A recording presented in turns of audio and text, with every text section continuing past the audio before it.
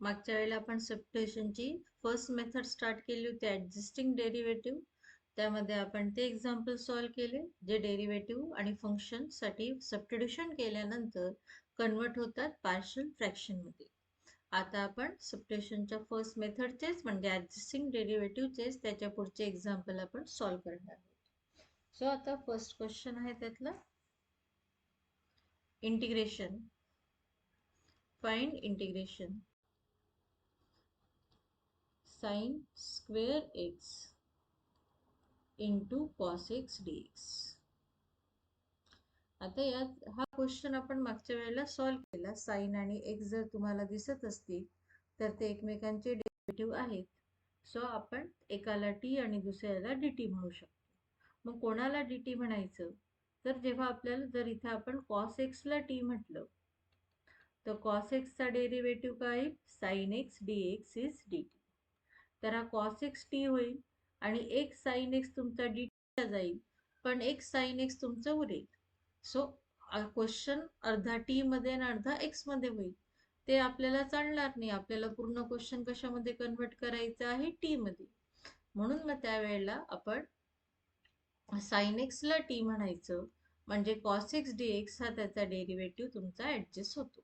So in short असं लक्षात ठेवायचं की जर क्वेश्चन मध्ये तुमचा असेल sine cube x into cos x म्हणजे साइनच्या वरती इंडेक्स दिसतोय तर साइनला टी ठेवायचं म्हणजे कॉस एक्स डी एक्स तुमचा ऍडजस्ट होतो डी टी. जर तुमचा क्वेश्चन असेल साइन एक्स इंटू कॉसचा काहीतरी इंडेक्स आहे फोर्थ इंडेक्स आहे समजा तर त्यावेळेला तुम्ही कॉसला ठेवायचा आहे टी म्हणजे कॉसचा derivative sine x D x हा तुमचा ऍडजस्ट होईल डी टी. सो ज्याच्यावरती तुम्हाला इंडेक्स दिसतोय इन शॉर्ट त्याला तुम्हाला कन्सिडर करायचं आहे टी. हे लक्षात ठेवा. साइनच्या वरती इंडेक्स तर साइनला टी, कॉसच्या वरती इंडेक्स तर कॉसला कन्सिडर करायचं आहे टी.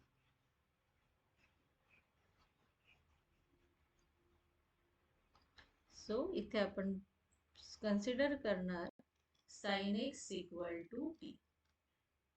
त्याला म्हणा इक्वेशन नंबर 1.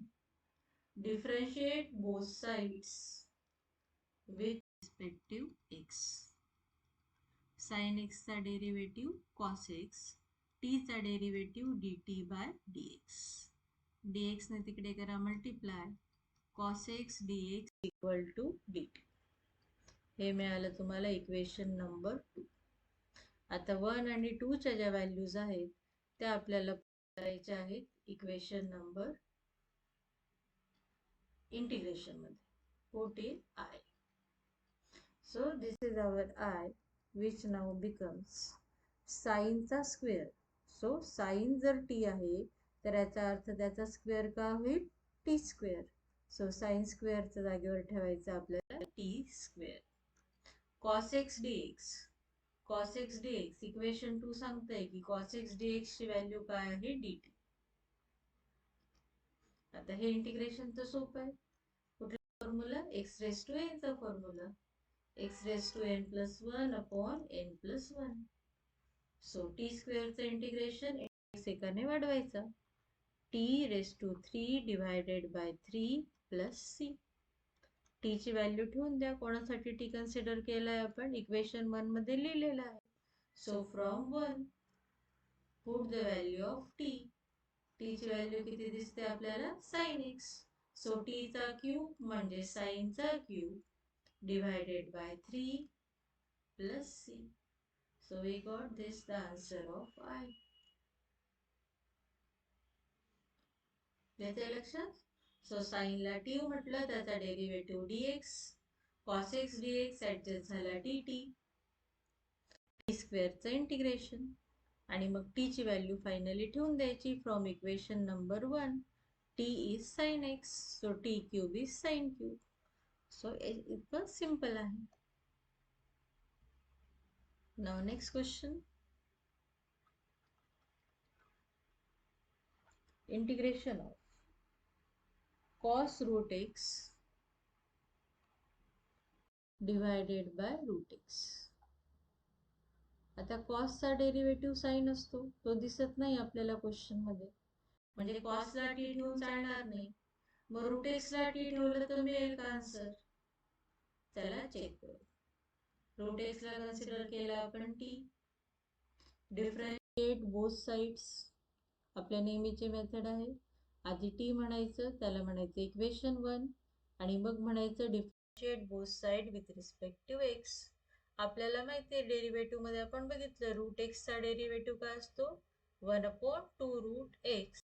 टीचा डेरिव्हेटिव्ह dt बाय dx. मग क्वेश्चन मध्ये बघायचं 1/2 रूट एक्स आहे का क्वेश्चन मध्ये? सो 1 रूट एक्स ही व्हॅल्यू तर क्वेश्चन मध्ये दिसते. डिनॉमिनेटर मध्ये रूट एक्स. 1/रूट एक्स चा अर्थ काय? डिनॉमिनेटर मध्ये रूट एक्स आहे, डिनॉमिनेटर मध्ये रूट एक्स, पण डिनॉमिनेटर मध्ये 2 नाहीये. सो आपल्याला 2 नकोय, आपल्याला फक्त रूट एक्स हवा आहे. सो 2 इकडे डिव्हिजन मध्ये आहे, त्याला आपण दुसऱ्या साईडला घेऊन जाऊ शकतो मल्टिप्लिकेशन मध्ये. सो 2 ला तिकडे न्यायचं आणि dx ला इकडे आणायचं. So this we can write as 1/रूट एक्स. dx आला मल्टिप्लिकेशन मध्ये, 2 तिकडे गेला मल्टिप्लिकेशन मध्ये, 2 टाइम्स dt. सो dx आणि 2 ची करायची अदलाबदल. सो हे झालं आपलं इक्वेशन नंबर 2. तर या व्हॅल्यूज आता आपल्याला पुट करायच्या आहेत आय मध्ये.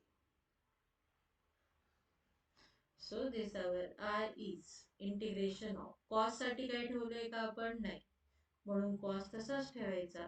रूट एक्स साठी इक्वेशन 1 सांगतंय की टी ठेवा.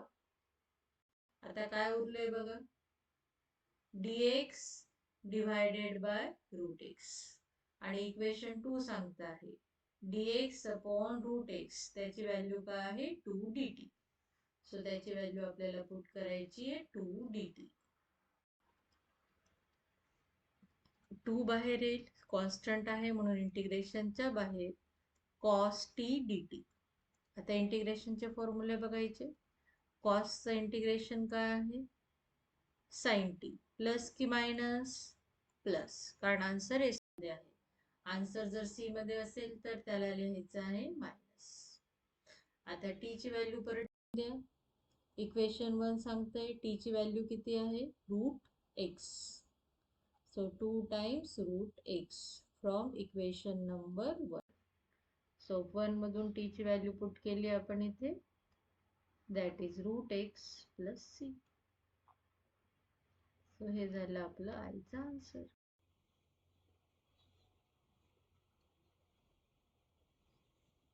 सो इथे सगळ्यांना नीट लक्षात. रूट एक्सला आपण टी ठेवलं कारण कॉसचा डेरिव्हेटिव्ह नाहीये, मग रूट एक्सचा डेरिव्हेटिव्ह आहे का? तर रूट एक्सचा डेरिव्हेटिव्ह 1/2 रूट एक्स. 2 ला तिकडे नेला आपण मल्टिप्लिकेशन मध्ये आणि dx ला पण इकडे आणलं आपण मल्टिप्लिकेशन मध्ये. So dx upon root x is 2 dt. आता या व्हॅल्यूज ठेवल्या आपण इक्वेशन आय मध्ये. So dx upon root x, त्याच्यासाठी व्हॅल्यू ठेवली आपण 2 dt आणि cos of t. Cos t चं इंटिग्रेशन आलं साइन टी. टी ची व्हॅल्यू आपण परत पुट केली एक्स. हा क्वेश्चन कॉस रूट एक्स मध्ये आहे, तसाच क्वेश्चन साइन रूट एक्स मध्ये पण विचारला जाऊ शकतो. सो जसा तुम्हाला क्वेश्चन आहे त्या प्रकारे त्याला सॉल्व्ह करायचं. Next question, integration of tan inverse x bracket square divided bye 1 plus x square. आता बघा, tan इनवर्सचा डेरिव्हेटिव्ह आपल्याला माहिती आहे. tan इनवर्सचा डेरिव्हेटिव्ह काय असतो? 1/1 plus x square. सो दोघंही टर्म क्वेश्चन मध्ये आहे. सो याचा अर्थ क्वेश्चन सबस्टिट्यूशनचा फर्स्ट टाईपचा आहे. सो फर्स्ट टाईप आपल्याला काय सांगतोय की जे फंक्शन आहे tan इनवर्स x ज्याचा डेरिव्हेटिव्ह तिथे आहे. सो ज्याचा डेरिव्हेटिव्ह तिथे आहे त्या फंक्शनला आपण म्हणतो t. tan inverse x equal to t. लगेच काय म्हणायचं? Differentiate both sides with respective x. So tan इनवर्सचा derivative 1/1 plus x square. t चा derivative dt by dx. dx ने करा इकडे multiply. 1/1 plus x square dx equal to काय येईल dt. त्याला म्हणायचं इक्वेशन 1, इक्वेशन 2. आता माहिती आहे ना नेक्स्ट स्टेप काय आहे? Very good. Put the values in equation 1 and 2 in I. 1 आणि 2 च्या व्हॅल्यूज आपल्याला पुट करायच्या आहेत I मध्ये. सो आवर I becomes, इथे dx राहिला, इंटिग्रेशन tan इन्व्हर्सचा स्क्वेअर. पण tan इन्व्हर्स म्हणजे काय? t. सो t चा स्क्वेअर. आता काय उरलंय ते बघा. dx divided by 1 plus x square. आणि इथे आपल्याला मिळालंय dx divided by 1 plus x square. काय व्हॅल्यू मिळाली आहे त्याची? dt. सो ती व्हॅल्यू आपण इथे पुट करणार dt. आता टी स्क्वेअरचं इंटिग्रेशन सोपं आहे. इंडेक्स एकाने वाढवायचा. 2 चा होईल 3 divided by 3 plus c. Last step. Correct. T ची व्हॅल्यू आपल्याला पुट करायची आहे. सो टी ची व्हॅल्यू फ्रॉम इक्वेशन 1, टी ची व्हॅल्यू आहे tan इन्व्हर्स x. टी चा क्यूब आहे आन्सर मध्ये, म्हणजे tan इन्व्हर्स x चा cube divided by 3 plus c. So from equation number 1 आपण पुट केली टी ची व्हॅल्यू आणि हे झालं आपलं आन्सर. आता सेम क्वेश्चन तुम्हाला असाही विचारला जाऊ शकतो. tan इन्व्हर्सच्या ऐवजी क्वेश्चन तुम्हाला असा येईल, sin inverse x bracket square divided by under root 1 minus x square. आपल्याला माहिती आहे साइन इन्व्हर्सचा डेरिव्हेटिव्ह काय? Under root 1 minus x square. म्हणजे परत क्वेश्चन काय होईल? Integration of t square dt. म्हणजे मागच्या प्रमाणेच सेम आन्सर आहे, फक्त टी ची व्हॅल्यू काय ठेवायची शेवटी? Sine inverse.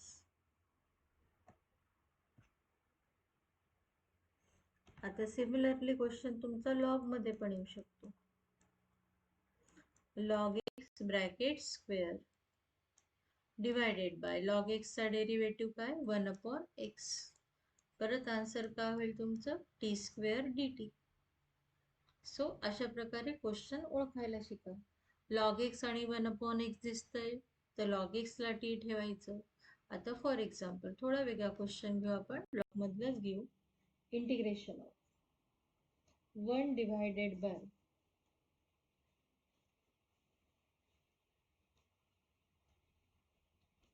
2x plus x into log x. आता हा क्वेश्चन आला की थोडं तुम्ही गोंधळता की इथे लॉग एक्सचा डेरिव्हेटिव्ह 1/x क्लिअरली दिसतोय, पण इथे ऍडिशन मध्ये आलाय. मग कसं काय ऍडजस्ट करायचं? dx/x तर नाहीये, dx/x दिसला पाहिजे ना, जसा इथे आहे, तर तुमचा डेरिव्हेटिव्ह ऍडजस्ट होईल. मग सोपं आहे, फक्त एक स्टेप तुम्हाला द्यायचंय. 1/, आता दोघं टर्म मध्ये आपल्याला बघा काय दिसतो आहे? x. तो x बाहेर काढायचा कॉमन. काय उरलंय ब्रॅकेट मध्ये? 2 प्लस लॉग एक्स dx. आता एक तर लॉग एक्स ला टी म्हणा किंवा तुम्ही पूर्ण ब्रॅकेटला जरी टी ठेवलं, 2 प्लस लॉग एक्स ला जरी टी ठेवलं, still you can get the answer. Let 2 plus log x equal to t. Differentiating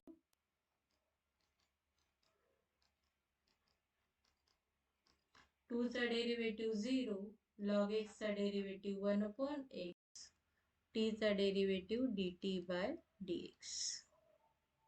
dx ने करा multiply, 1/x dx equal to, हे आहे आपले इक्वेशन 1, हे आहे इक्वेशन 2.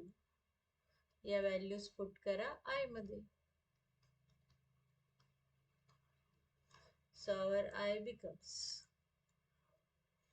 1 डिवायडेड बाय, आता ब्रॅकेट मध्ये बघा, ब्रॅकेट जो आहे 2 प्लस लॉग एक्स, पण 2 प्लस लॉग एक्स हा जो ब्रॅकेट आहे याला आपण काय म्हटलेलं आहे? टी. सो ब्रॅकेट साठी आपण ठेवलं टी. आता dx/x dx अपॉन x ची व्हॅल्यू काय मिळाली इक्वेशन 2 नुसार dt. सो त्याला आपण dt. 1 अपॉन t चं इंटिग्रेशन, 1 अपॉन t चं इंटिग्रेशन इथे बघा, log x चा डेरिव्हेटिव्ह काय आहे 1 अपॉन x, तर 1 अपॉन x चं इंटिग्रेशन काय यायला पाहिजे log x. So 1 upon t चं इंटिग्रेशन येईल log of t plus c. आता t ची व्हॅल्यू ठेवून द्यायची परत इक्वेशन 1 वरून. इक्वेशन 1 सांगतं t ची व्हॅल्यू काय आहे 2 प्लस log x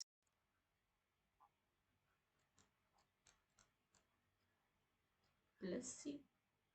सो या प्रकारे जर तुम्हाला क्लिअरली x डिनॉमिनेटर मध्ये दिसत नसेल तर त्याला कॉमन काढलं की तुम्हाला 1 अपॉन x दिसेल dx डिवायडेड बाय x किंवा 1 अपॉन x इंटू dx, म्हणजे तो तुमचा dt होईल आणि तुम्ही त्याला सबस्टिट्यूशन करू शकाल i मध्ये.